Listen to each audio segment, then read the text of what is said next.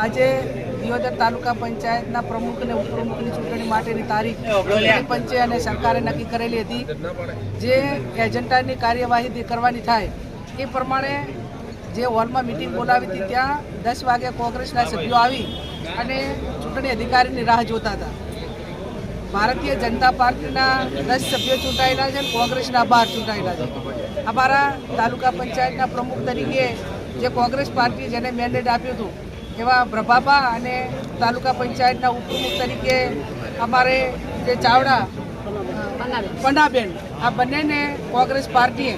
એ mandate આપેલો હતો। Bharatiya Janata party પાસે બહુમતી ન હોવાથી એમને કોઈ પણ ભોગે આજે આ ચૂંટણી ન થાય એના માટે કરીને સરકારોના જે અધિકારીઓએ જેને ચૂંટણીની જવાબદારી આપી છે એસટીએમ એમને ભારતીય જનતા પાર્ટીના સભ્યોને અંદરો અંદર એકાબીજાની ઝઘડો કરવા માટેનો પ્રયત્ન કર્યો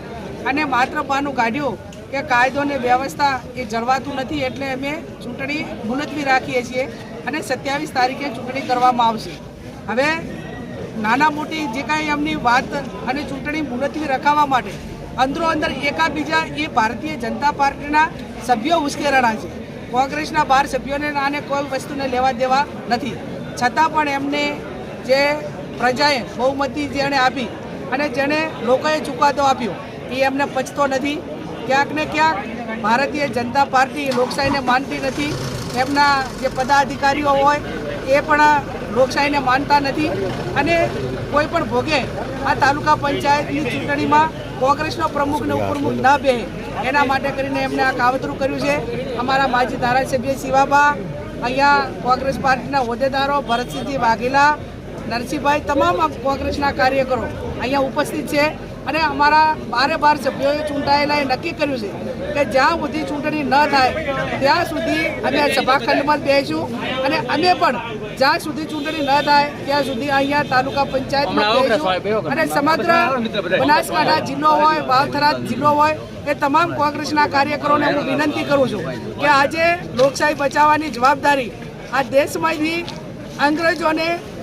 બહાર કાઢીને ગાંધીજી, સરદાર વલ્લભભાઈ પટેલને કોંગ્રેસના નેતાઓએ આ દેશને આઝાદી આપી છે અને આઝાદીના ભાગરૂપે એ દેશને લોકશાહી મળી છે અને આ લોકશાહીનું પતન કરવા જઈ રહ્યા છે ત્યારે આમ પ્રજાની જવાબદારી છે લોકશાહી બચાવવાની, કોંગ્રેસના કાર્યકરોની જવાબદારી છે। સમગ્ર જિલ્લાના કાર્યકરો અને તમામ હોદ્દેદારો એ દિયોદર તાલુકા પંચાયતમાં આવે અને જ્યાં સુધી તાલુકા પંચાયતના પ્રમુખની ઉપપ્રમુખની ચૂંટણી ન થાય ત્યાં સુધી સમગ્ર જિલ્લાના કાર્યકરોને આમ જનતા અને જેને કોંગ્રેસે આ 12 સભ્યોને વોટ આપ્યા છે એ તમામ લોકો અહીંયા તાલુકા પંચાયતમાં આવે અને ચૂંટણી પંચ ઉપર ને સરકાર ઉપર ચૂંટણી કરાવવા માટેનું દબાણ કરે એવી પણ હું વિનંતી કરું છું। અને આ ચૂંટણી ખોટી રીતે જે બંધ રાખી છે એના સામે હાઈકોર્ટમાં જવું પડે આ અધિકારી સામે, તો કોંગ્રેસ પાર્ટી હાઈકોર્ટમાં થશે અને જે એમને કપડાની વાત કરી હોય કે ફડાવવા માટેની કે બીજી વાત કરી હોય એ માત્ર એમને ભાજપના કાર્યકરોએ કર્યું છે। કોંગ્રેસ પાર્ટીના કોઈ કાર્યકર કે હોદ્દેદાર એ અધિકારીને પણ અડ્યા નથી અને કોઈ પણ વસ્તુ કરી નથી। એક અમારી બેન તાલુકા પંચાયતની સભ્ય છે, એની ડિલિવરી માટેની તારીખ ડૉક્ટરે 27 તારીખ આપેલી છે, છતાં પણ એને પૂરા મહિના થાય છે, એક જ દિવસ એને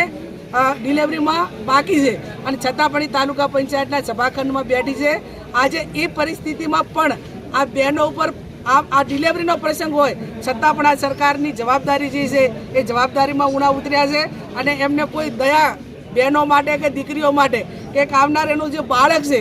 એના માટે કે સલામતી માટે પણ આ ભારતીય જનતા પાર્ટીને કોઈ દયા દેવું કે જવાબદારી જેવું ભાન નથી એ આના ઉપરથી નક્કી થાય છે। એટલે હું અપેક્ષા રાખું કે સમગ્ર જિલ્લાના કોંગ્રેસના કાર્યકરો અહીં આવે અને હજી પણ અમે પ્રાંત અધિકારીને સરકારને વિનંતી કરીએ છીએ કે ચૂંટણી તમે અત્યારે કરાવી નાખો અને પ્રજાને હેરાન ના કરો, જે બેનને ડિલિવરી થવાની છે બેનને હેરાન ના કરો અને લોકશાહીનું ગળું દબાવવાનો પ્રયત્ન ના કરો એવી હું મીડિયાના માધ્યમથી અને સોશિયલ મીડિયાના માધ્યમથી સરકારને અને આમ પ્રજાને વિનંતી કરું છું।